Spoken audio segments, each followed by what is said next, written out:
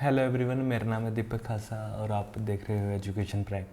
तो आज का सेशन बहुत ही मज़ेदार होने वाला है। आज हम कंपेयर करेंगे एसबीआई वर्सेस आईबीपीएस या फिर पीएनबी की सैलरी। हालांकि आईबीपीएस में सभी की सैलरी पीओस की लगभग सेम होती है, लगभग पग सेम होते हैं। तो आज हम उसके बारे में बात करने वाले हैं। तो सबसे पहले बात करते हैं एसबीआई। अरे पीएनबी या फिर आईबीपीएस लिखना प्रेफर करूँगा मैं, हालांकि मेरी सैलरी स्लिप है। तो देखिए, जब एक पीओ की जो बेसिक सैलरी होती है वो होती है 36,000, ठीक है। लेकिन एसबीआई में जब आप ज्वाइन करते हो तो इसमें ऑलरेडी स्टार्टिंग में ही 4 इंक्रीमेंट कर दिए जाते हैं। तो स्टार्टिंग बेसिक पे एक एसबीआई में होती है 41,960 रुपये। तो डीए यहाँ पे थोड़ी सी मिस्टेक हो गई है, 26% लिख दिया मैंने। अभी जो डीए चला हुआ है वो 41 पॉइंट समथिंग चला हुआ है और ये हर क्वार्टर में रिवाइज होता है, मोस्टली बढ़ता ही रहता है। तो जो डीए है वो आईबीपीएस में मिलता है 14,817 और एसबीआई में ये अराउंड 18,000 के मिलता है। एचआरए, हाउस रेंट अलाउंस, अगर आप कोई फ्लैट या रूम ले रहे हो बैंक के खर्चे पर, लीज अकोमोडेशन ले रहे हो, तो आपको एचआरए नहीं मिलता। अदरवाइज़ अगर आप नहीं लेते हो लीज अकोमोडेशन तो आपको एचआरए मिलता है। तो एचआरए आईबीपीएस में 2,520 और यहाँ पे एसबीआई में 2,937 रुपये। लोकेशन अलाउंस दोनों में सेम होता है। ये एसबीआई की थोड़ी सी आसपास की सैलरी है, थोड़ा बहुत फ्लक्चुएट हो सकता है। मैं ये नहीं कह रहा कि बिल्कुल एग्जैक्टली इतना है, लेकिन आसपास है। क्योंकि किसी और से पूछा मैंने, तो मैं श्योरिटी के साथ नहीं कहना चाहता कि कहीं कल को कोई कमेंट करे कि ऐसा है वैसा है। आप कर देना कि ये चीज़ गलत है। आई एम हैप्पी टू, मतलब क्या बोलते हैं, अपडेट माई सेल्फ, जैसा कि इंटरव्यू में आपने बोला होगा। लर्निंग अलाउंस ये हैं, स्पेशल अलाउंस ये हैं। तो एक आईबीपीएस पीओ की जो सैलरी होती है, ग्रोस सैलरी की बात है, ये वो 63,000। और अगर एसबीआई पीओ की बात की जाए तो ये होती है। लेकिन सिर्फ ये ही एसबीआई को एसबीआई नहीं बनाते। तो एक बार 12 महीने की सैलरी कैलकुलेट करें तो ये होती है एसबीआई पीओ की 8,90,604 रुपये और ये होती है आईबीपीएस पीओ की सैलरी 7,58,623 रुपये। जो डिफरेंस है वो है 1,32,000 का। इसको याद रखिएगा, हम बाद में यूज़ करेंगे इसको। लेकिन जो डिडक्शंस होती हैं, अब क्या होता है कि न्यू पेंशन स्कीम में हमारा कुछ पैसा जाता है पीएनबी का या फिर किसी का भी, तो मेरा कटता है कि 5,081 रुपये। अगर जब आप आईबीपीएस ज्वाइन करोगे तो आपका इतना ही कटेगा। टीडीएस मेरा जाता है 2,530 रुपये। हालांकि मैंने मेरी सारी टैक्स सेविंग, अब टैक्स सेविंग के बारे में ज्वाइनिंग के बाद खुद ही समझ जाओगे। यूनियन फी या वॉलेंट्री कंट्रीब्यूशन, हालांकि कुछ भी वॉलेंट्री नहीं होता है ऐसी चीज़ें। जैसे कि हर घर तिरंगा के 50 रुपये काटे थे हमारे, तो वो भी वॉलेंट्री नहीं था। तो सेम विद दिस, यूनियन में आपको किसी न किसी में पार्टिसिपेट करना पड़ेगा। फ़ायदा कुछ नहीं होता, लेकिन ना करो तो नुकसान ज़्यादा हो जाते हैं। तो ये मेरी डिडक्शन आईबीपीएस की डिडक्शन है। लेकिन एसबीआई में क्या है कि पीएफ भी कटता है और ये पेंशन स्कीम के भी पैसे जाते हैं। तो 6,000 कुछ रुपए तो इनके पेंशन स्कीम के, न्यू एनपीएस के कटते हैं। और पीएफ भी जो ओल्ड पेंशन स्कीम है, जो उनकी ग्रेजुएटी वगैरह जुड़ती है ना, वो भी कटते हैं इनके। तो इनको डबल बेनिफिट होता है रिटायरमेंट के टाइम पे। इनका टीडीएस जिनसे मैंने बात की थी उनका 2,425 कट रहा था। मेरे को आइडिया नहीं था कि इनकी सैलरी भी मेरे से ज़्यादा है। मैंने टैक्स डिक्लेरेशन भी कर रखे हैं, फिर भी इनका इनकम टैक्स कम कट रहा था, देखते हैं। और इनका प्रोफेशनल टैक्स एक 200 रुपये और कटता है। तो ये आगे डिडक्शन की बात है। अगर डिडक्शन को काउंट किया जाए तो 6, 4, 10, अराउंड 10, 2, 12,600, 700 रुपये के आसपास इनका डिडक्शन होता है। हमारी बात की जाए तो भाई तो रुक क्यों नहीं रहा, तो बड़े बड़े शहरों में से छोटी छोटी चीज़ें होती रहती हैं। तो 12,700 रुपये इनका ये कटता है। हमारे कितने कटते हैं? 5, 2, 7, कम ही कट रहे हैं यार। तो लगभग 7,500 या 7,800, आप इतना कितना भी कह लीजिए, उतने कटते हैं हमारे। तो अराउंड 5,000 SBI के ज़्यादा कटते हैं, ठीक है। लेकिन कोई बड़ी बात नहीं है, वो हमसे कितनी ज़्यादा सैलरी ले रहे हैं, वो हमसे अराउंड 11,000 ज़्यादा सैलरी ले रहे हैं। लेकिन क्या सिर्फ यही फ़र्क है? ये कुछ भी फ़र्क नहीं था।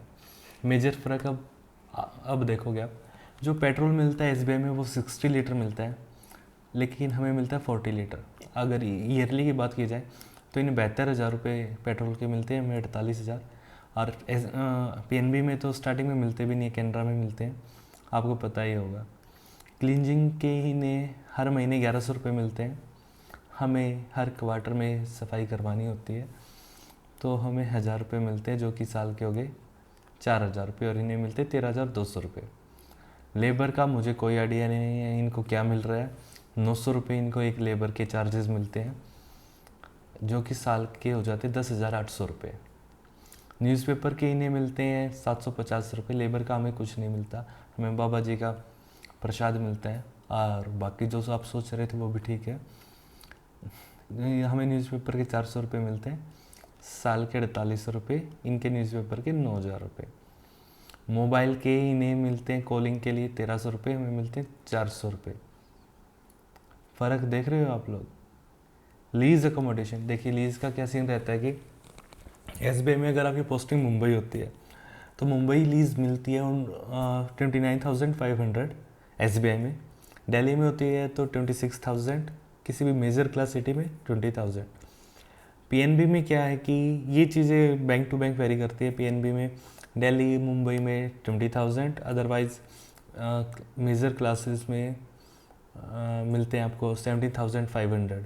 कैनरा में यही अमाउंट दिल्ली मुंबई में 30,000 है। तो मैंने दोनों का दिल्ली लगा के चला है, तो इन्हें साल के 3,12,000 रुपये दिल्ली में रहने के मिलते हैं, हमें 2,40,000 रुपये मिलते हैं। अगर फर्नीचर की बात की जाए, फर्नीचर मेंटेनेंस है, उससे पहले यहाँ तक हम कर चुके हैं। अभी हम बात करेंगे इस सेक्शन की, फर्नीचर। एक SFF स्कीम होती है जिसमें हम कुछ सामान खरीद सकते हैं घर के लिए, जैसे कि बेड, सोफ़ा, पंखे, electronic item, phone, tab, AC, inverter, ये सारी चीज़ें। और इन सब का एक लाइफ साइकिल होता है कि हम इन चीज़ों को, जैसे कि बैटरी है इन्वर्टर की, हम हर 3 साल के बाद दोबारा से परचेज़ कर सकते हैं, और इसका हमें कोई ऐसा पैसा नहीं देना पड़ता बैंक को। तो हर एक चीज़ का अपना एक लाइफ साइकिल होता है, जैसे सोफ़ों का लाइफ साइकिल 10 साल मानता है बैंक, तो ऐसे मिलते हैं हमें क्लेम कर सकते हैं 1,75,000 एक बारी में, ठीक है। तो हर एक चीज़ का लाइफ साइकिल अलग अलग है, तो मैं ऑन एन एवरेज मान के चल रहा हूँ कि मेरे को हर साल 30,000 रुपये बैंक दे रहा है ऐसी चीज़ें खरीदने के लिए। सेम अमाउंट SBI में 2,12,000 रुपये, और इसका अगर सेम लाइफ साइकिल वगैरह मान के एवरेज माना जाए तो 41,000 मिल रहा है। अब इसी फर्नीचर को मेंटेन भी तो करना पड़ेगा, पर्दे लगाए धोने भी तो पड़ेंगे भाई। ऐसे ऐसी चीज़ों के लिए बैंक देता है फर्नीचर मेंटेनेंस। PNB में 10,000 रुपये, SBI में 13,500 रुपये। एक यूटिलिटी, अगर आपको कुछ घर का सामान ऐसा छोटा मोटा कुछ खरीदना है, बर्तन, गिलास, चम्मच, उसके देता है SBI 4500 रुपये, हमें मिलता है सेम बाबा जी का प्रसाद। पेस्ट कंट्रोल 1100 रुपये, यही ईयरली की बात चल रही है भाई। हमारे यहाँ पे पेस्ट होते ही नहीं है भाई, हमें आदत हो गई है। अब मोबाइल ख़रीदने के लिए स्केल 1 ऑफिसर को SBI 11,800 रुपये हर 3 साल में देता है, यानी कि ईयरली हो गए 3900 रुपये। हमें बोला जाता है कि अपने घर से अपना फ़ोन लेके आओ भाई। एंटरटेनमेंट अलाउंस, जैसे कि आप मुझसे मिलने आ गए, तो ऐसे तो है नहीं मैं आपको ऐसे ही जाने दूँगा, आपको चाय शरबत कुछ तो पिलाऊंगा, उससे बोलते हैं एंटरटेनमेंट अलाउंस। वो हमें मिलता है 8600 ईयरली, इनको मिलता है 13,000 सेम। अब दूसरा क्या होता है, हमें हर एक 11 दिन के ऊपर एक छुट्टी मिलती है। जब हम 11 दिन काम करते हैं तो हमें एक दिन की छुट्टी मिलती है, जिन्हें हम ऐसे नहीं कि हम क्लेम ही करें।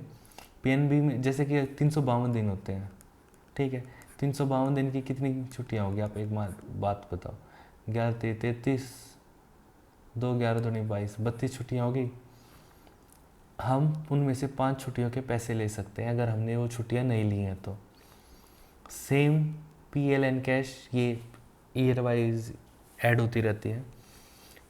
आप SBI में 34 छुट्टियों के पैसे ले सकते हो, तो अराउंड हमें 10,000 रुपये PL एनकैशमेंट के मिलते हैं। वही SBI में मिलते हैं ये 80,000 के अराउंड, क्योंकि उनका इनकैशमेंट का वॉल्यूम ज़्यादा है। एक दोस्त ने बताया था मेरे को कि SBI में स्पेक्स के भी पैसे मिलते हैं, हर 3 साल में शायद 6,000 या 3,000 रुपये मिलते हैं, वो श्योर नहीं था तो मैंने ऐड नहीं किया। तो अगर आप SBI में किसी को जानते हैं तो प्लीज़ कमेंट्स में बताइएगा, या इसके अलावा भी कोई डिटेल रह गई है तो वो बताइएगा। तो देखिए टोटल SBI में मिलते हैं 5,89,000, हमें मिलते हैं 3,60,000, तो ये डिफरेंस हो गया 2,29,000 का। यहाँ पे डिफरेंस कितना था, अराउंड 1,32,000 का, तो अराउंड ये मान लीजिए 3,61,000 का फ़र्क है दोनों की सैलरी में। ये ईयरली, लोगों की इतनी सैलरी भी नहीं होती, मतलब आप अपने आप को प्रेज़ कीजिए अगर आपको जो मिली है, कि हर बार बीचिंग का भी फ़ायदा नहीं है कि बैंक ऐसा बैंक वैसा है। आप प्रेज़ कीजिए आपको इतना मिल रहा है। लेकिन SBI में सच में बहुत अच्छे पक्ष हैं। इसके अलावा अगर आपको कुछ भी जानकारी लेनी हो, कोई भी सजेशन देना हो, तो आप टेलीग्राम पे हमारे साथ जुड़ जाइएगा, जिसका लिंक डिस्क्रिप्शन में भी होगा, एजुकेशन प्राइम दीपक। ठीक है, ऐसे ही हमारे साथ बने रहिए। Thank you, have a nice day.